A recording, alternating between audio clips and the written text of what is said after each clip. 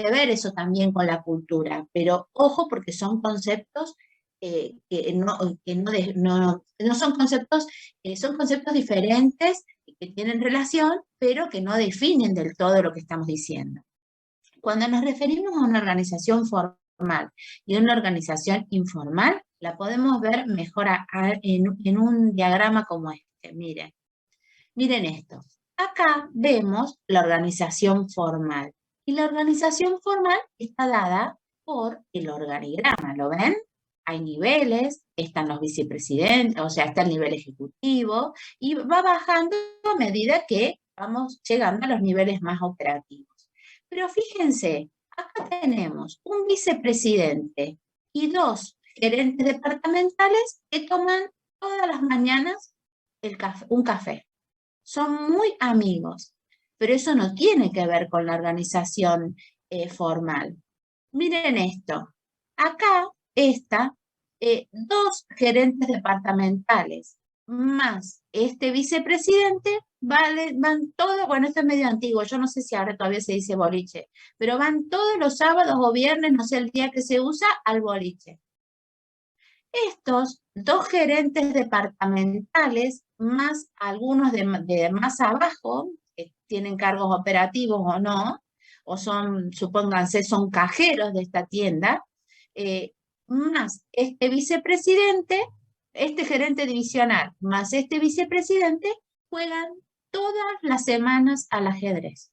Después que juegan todas las semanas al ajedrez, comparten asados, uno es padrino del hijo del otro, son íntimos amigos, comparten asados. ¿Entienden que dentro de la organización hay una estructura formal y una estructura informal? Probablemente, y es muy importante, y ustedes tienen que desde ya, como gerentes, tener en cuenta que la estructura informal puede ser muy fuerte y mover, influenciar o no en la organización. Y tiene que ver muchísimo con esto que dijo Juan María, con la cultura organizacional. Pero ya vamos a llegar ahí, no vamos a confundir conceptos, ya vamos a llegar. ¿Se entendió hasta acá lo que intentamos mostrar como introducción de la organización formal y la informal? ¿Sí? Para decirlo de alguna manera, el organigrama es la representación visual de la estructura formal de una organización. Pero no un organigrama que yo dibujo, un organigrama que la organización, depende del tipo de organización del que se trate, tiene formalizado, es decir, lo tiene aprobado por el órgano de voluntad de la organización. Es decir, por ejemplo, una sociedad anónima aprueba el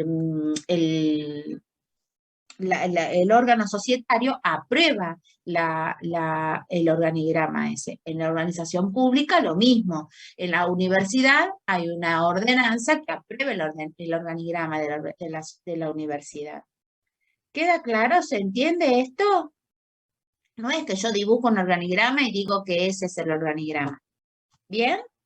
Bueno, ya vamos a ir entendiendo un poquito más lo que queremos mostrar. Ahora, de acuerdo a la bibliografía que nosotros trabajamos, los propósitos de la función organizar se pueden se pueden resumir en estos pocos puntos que no son menores. Y la intención, el objetivo fundamental del proceso de organizar, recuerden siempre el concepto de proceso. Siempre estamos hablando de proceso.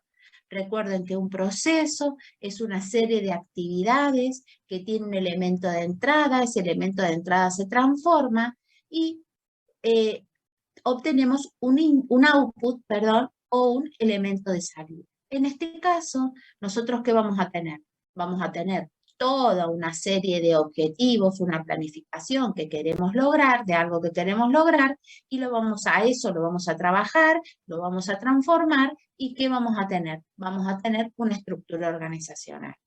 La principal función, los principales propósitos de esa función son, en primer lugar, dividir el trabajo a realizarse en tareas específicas y departamentos. También asignar tareas y responsabilidades asociadas con puestos individuales. Porque perfecto, yo creo una gerencia, pero en esa gerencia, ¿cuáles son las tareas y responsabilidades del gerente? También coordinar, porque si no coordino las tareas, nunca voy a ser eficiente y eficaz. También agrupar puestos en unidades. Ahora ya vamos a ver cómo. De la misma manera, establecer las relaciones entre individuos, grupos y departamentos. Y eso no es otra cosa que jerarquizar. Ahora vamos a ver qué es esto de jerarquizar. También establecer líneas formales de autoridad. Ahora vamos a ver qué es la autoridad y también cómo se delega esa autoridad. Y finalmente, y algo que es, yo creo, tan importante como las otras, es asignar y utilizar recursos. Ustedes recuerdan que en la unidad 1 y en la 2 nosotros hablamos de los recursos de una organización, dentro de los cuales hablamos de los recursos humanos, capital humano, de acuerdo a la evolución que tuvo la literatura en los años y a los distintos nombres que le dio. Pero es un recurso más, ¿de acuerdo? Así tenemos recursos materiales, recursos inmateriales y recursos humanos. Tenemos recursos materiales como puede ser la infraestructura, todo lo que vimos, y también recursos inmateriales como sistemas, como soft, como patentes, etcétera, marcas, etcétera, etcétera. Bien, seguimos. ¿Vieron por qué es lo que decimos nosotros? Que cada unidad, en esta materia, cada unidad tiene que ver con la unidad anterior y más que nada con las unidades anteriores. Ya van a ver que cuando llegamos a la 7 volvemos desde la 1. O sea, hacemos un círculo en lo posible, esperamos que en la cabeza de todos nosotros quede un círculo virtuoso con respecto a las 7 unidades. Bien, como para resumir, ¿qué es lo que tenemos que hacer cuando tenemos que diseñar o definir la estructura? Básicamente, tomar decisiones. ¿Y cómo podemos, uy, qué problema? Tenemos que decidir cómo vamos a estructurar, cuál va a ser la estructura. Para eso podemos clasificar esa enorme cantidad de decisiones, las podemos clasificar respecto a ¿qué? A 6 elementos clave o fundamentales. Como verán, nosotros en la materia, en la asignatura, tanto en el dictado como en los autores que utilizamos, la palabra clave se usa muchísimo. Esto quiere decir que es esa y no otra, que es fundamental. Vieron en el lienzo cuando hablamos de actividades clave, de recursos clave, de fuentes de ingresos clave, ¿sí? Bueno, en este caso, los 6 elementos claves en los que tenemos que pensar cuando tenemos que tomar la decisión, una serie, yo diría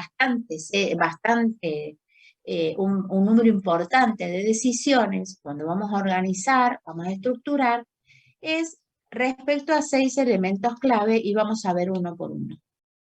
Los vamos a nombrar. Uno es la especialización del trabajo. El 2 es la departamentalización.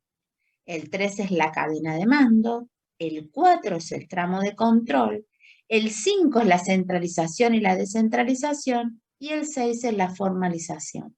Una vez que yo tomé decisiones y estructuré cada uno de estos subprocesos, voy a tener como resultado, entre otros, el organigrama. Eso va a ser la representación visual de todas estas decisiones. Ese va a ser el resultado. Pero ojo, porque no es hacer el organigrama, rayitas, raviolitos, cuadraditos y ya está. Primero hay que decidir. Y en función de todas las decisiones que yo tome, es cómo va a quedar el organigrama. Es cómo va a ser la foto. ¿Sí? Bien. El 1. ¿De qué hablamos cuando hablamos de la especialización del trabajo? Nosotros ya hablamos de esto en unidades anteriores. Se trata de la división de las actividades laborales en tareas separadas. cada empleado se especializa en hacer una parte de la actividad en lugar de hacerla toda, perdón. ¿Para qué?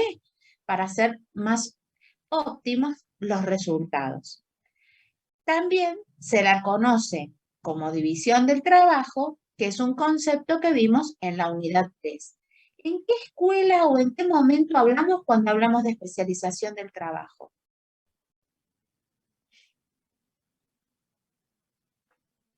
¿Qué les parece?